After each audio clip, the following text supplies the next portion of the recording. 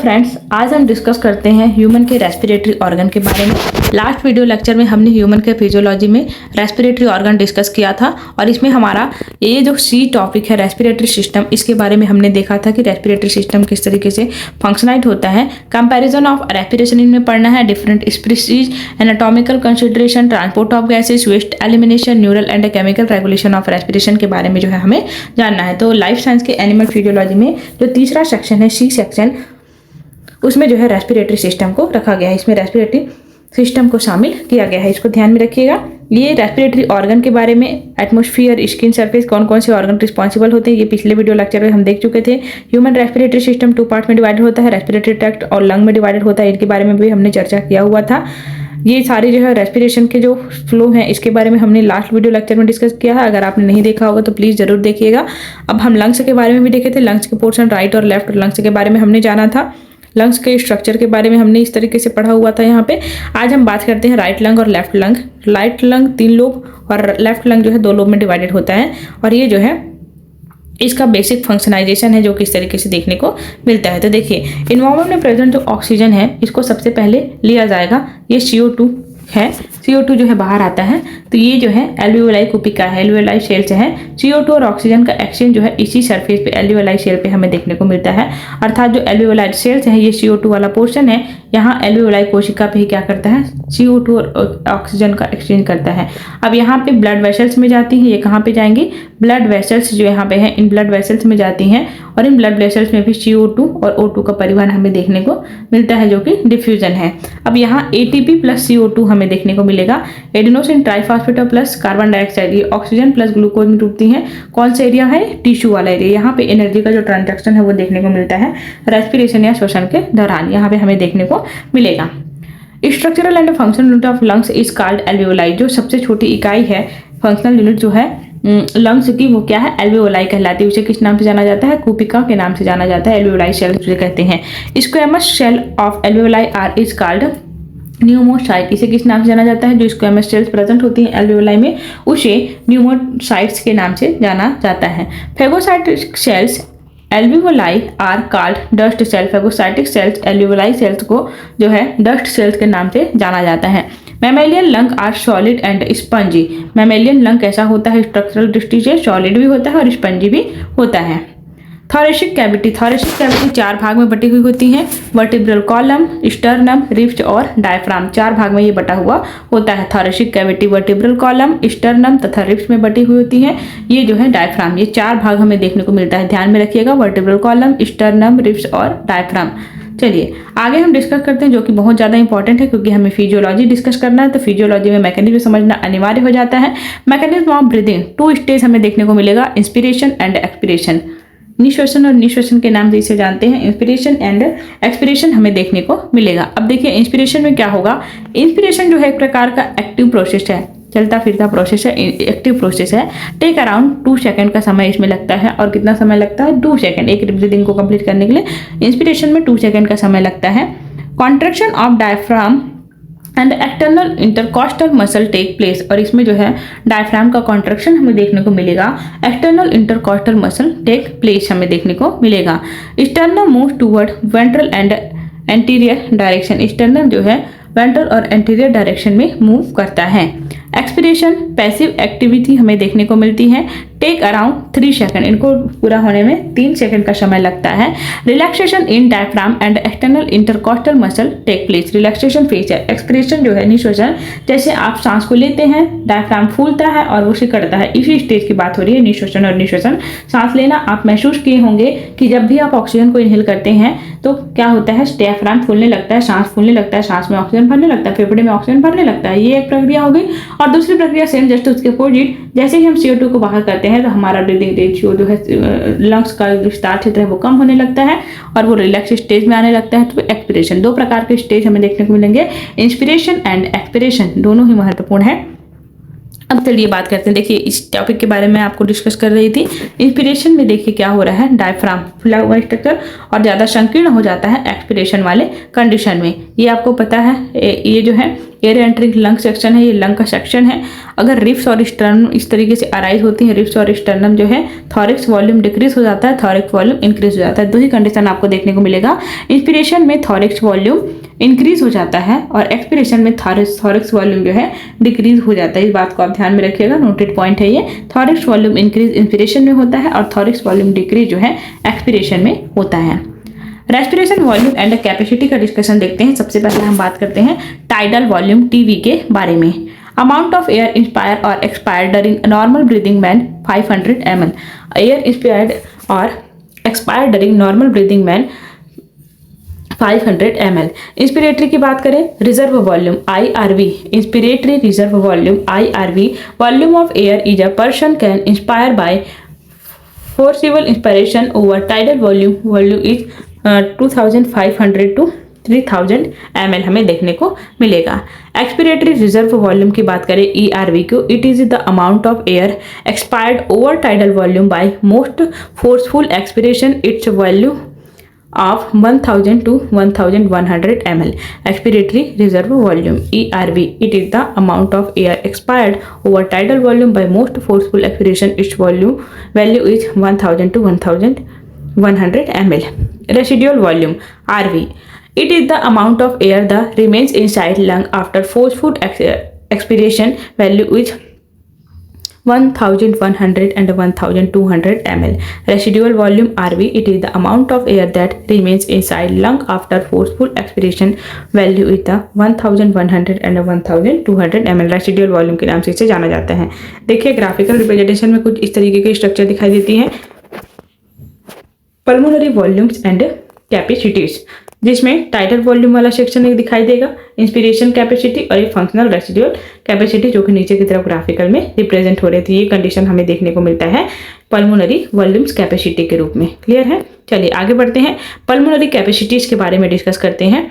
Inspiratory capacity इसे जाना जाता है IC के फॉर्म में, शॉर्ट संक्षिप्त रूप IC इज इक्वल टू क्या होगा, IRV प्लस TV। इसे क्या कहेंगे, IC। IRV प्लस TC को IC इंस्पिरेटरी कैपेसिटी के नाम से जाना जाता है। 3000 ml plus 500 ml, 3500 ml, 3000 ml plus 500 ml, 3500। अगर ये जो है IRV 3000 है और TV इतना, तो दोनों को ऐड करेंगे तो हमको क्या मिलेगा, इंस्पिरेटरी कैपेसिटी जो है पता चल जाएगा। ये ज्ञात करने का ये फॉर्मूला है। एक्सपिरेटरी कैपेसिटी EC की बात हो रही है। EC की बात करें तो EC is equal to TV plus ERV। TV को ऐड करेंगे प्लस ERV को ऐड करेंगे तो हमें EC निकल के आएगा। एक्सपिरेटरी कैपेसिटी जो है बाहर निकल के आता है।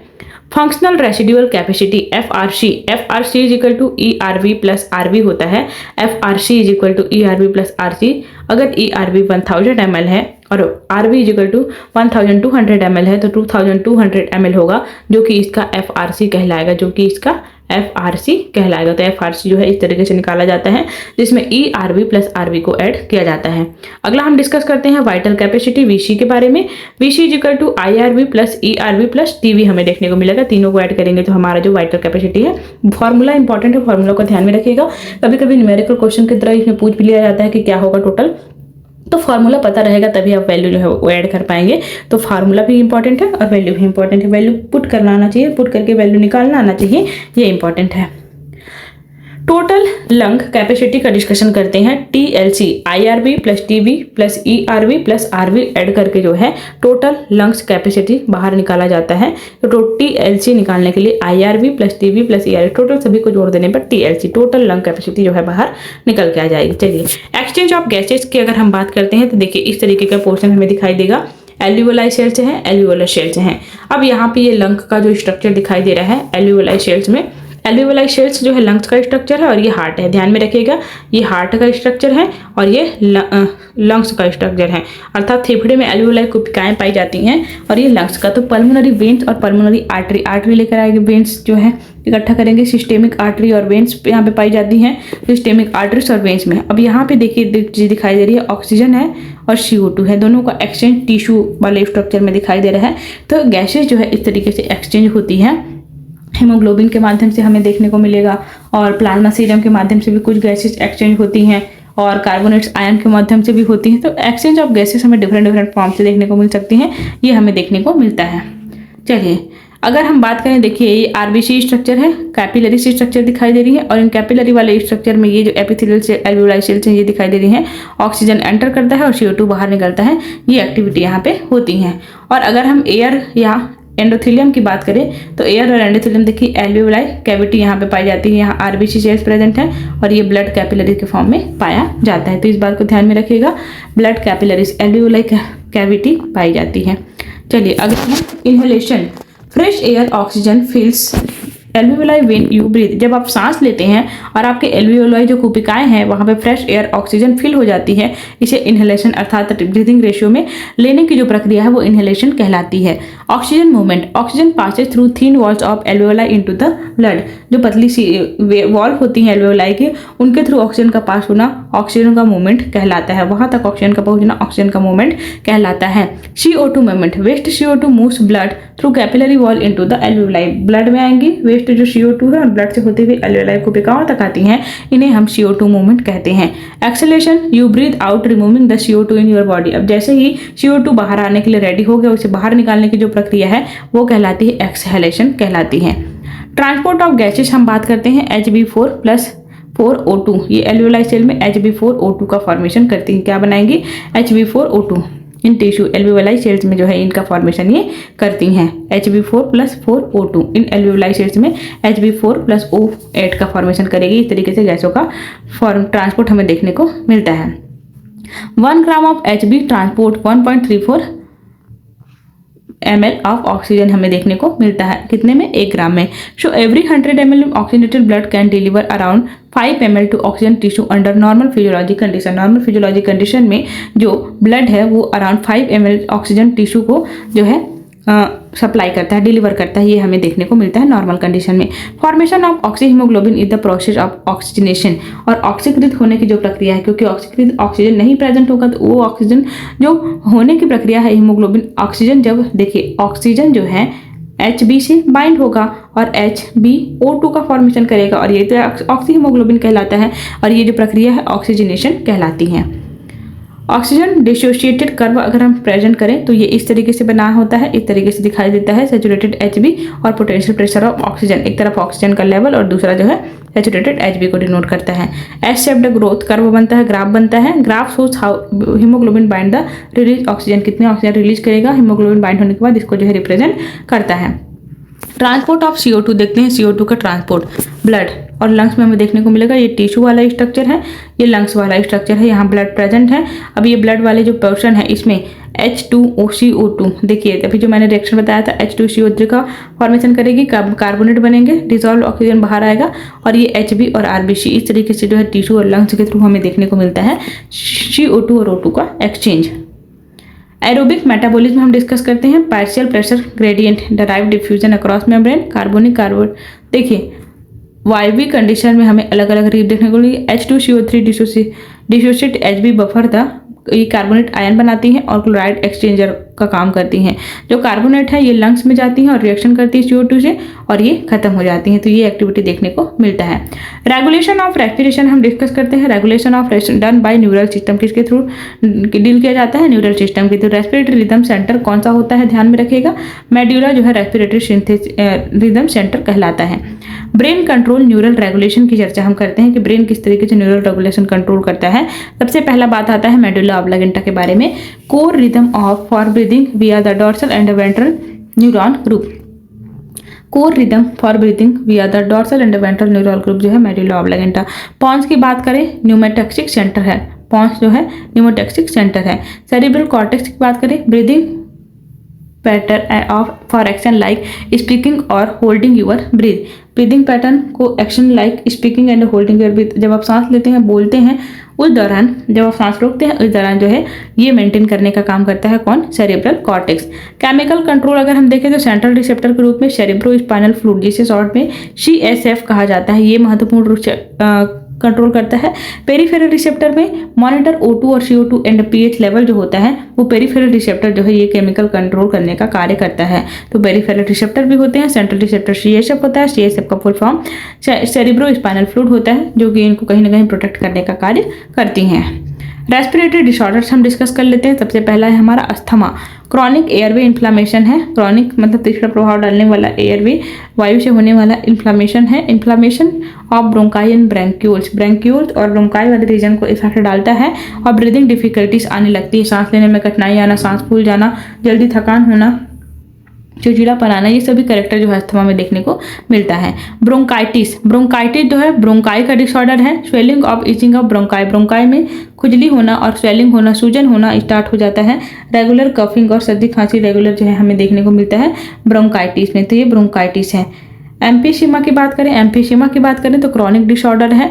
एल्वियोलर वॉल्स आर डैमेज, इससे क्या होता है, एल्वियोलर जो वॉल होती हैं वो डैमेज हो जाती हैं। रेस्पिरेटरी सरफेस डिक्रीज होने लगता है और रेस्पिरेटरी सरफेस भी डिक्रीज होने लगता है। Major causes of cigarette smoking, सबसे बड़ा जो वजह है एम्फीसीमा का वो है एम्फीसीमा का, वो सिगरेट स्मोकिंग के थ्रू ज़्यादातर होता है। क्रॉनिक डिसऑर्डर है, यह भी इस बात को ध्यान रखिएगा। तो इसमें जो है हमने रेस्पिरेटरी या रेस्पिरेशन से जुड़े हुए जितने भी तथ्य थे वो सभी डिस्कस कर लिए हैं। इस फिजियोलॉजी में, रेस्पिरेशन की फिजियोलॉजी में मेन चीज़ ये समझना जरूरी है कि कौन से सेल क्या फंक्शन कर रही हैं और वो कैसे ऑक्सीजन CO2 का एक्सचेंज कराती हैं। साथ ही हमने रेस्पिरेटरी ऑर्गन ट्रैक्ट में होने वाले जो डिसऑर्डर्स हैं, इम्बैलेंसेस हैं, उसके बारे में भी डिस्कस कर लिया।